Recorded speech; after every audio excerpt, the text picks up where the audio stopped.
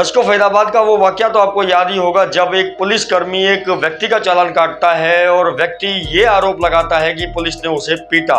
उसके पीछे उसने कारण ये बताया कि पुलिस की उसके साथ इस वजह से झड़प हो गई क्योंकि पुलिस उसका कैश का चालान काट रही थी। व्यक्ति के पास भुगतान करने के लिए नकद नहीं था तो व्यक्ति ने अनुरोध किया कि आप मेरा कोर्ट का चालान कर दो, पर एएसआई रतन सिंह इस बात के लिए आमादा थे कि कोर्ट का चालान नहीं, आपका तो कैश का चालान हुआ है, आप हमें कैश का भुगतान करें।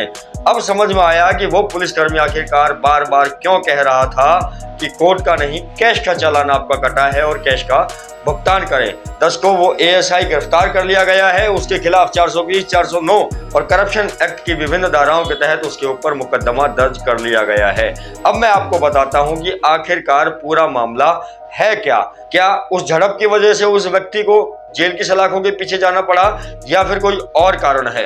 दर्शकों, पलवल के अंदर 3.25 करोड़ रुपए का ई चालानिंग ब्रांच के घपले से तो आप वाकिफ होंगे।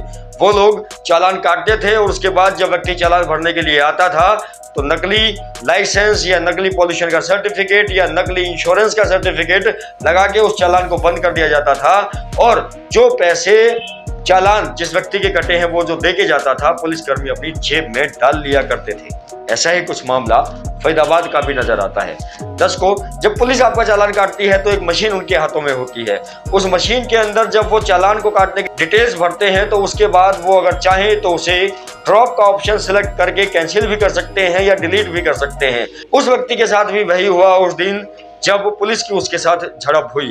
पुलिस ने उसका कैश का चालान काटा और उसके बाद उस चालान को ड्रॉप में डाल दिया। जब जांच थोड़ी सी आगे बढ़ी तो पता लगा कि यह एएसआई पुलिस की जो चालान काटने की मशीन होती है उसका दुरुपयोग करता है अपनी जेबों को भरने के लिए।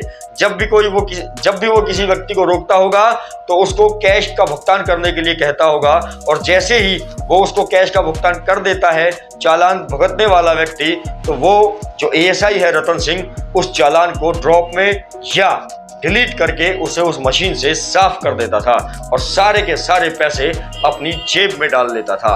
यह आरोप उस व्यक्ति के ऊपर लगा है।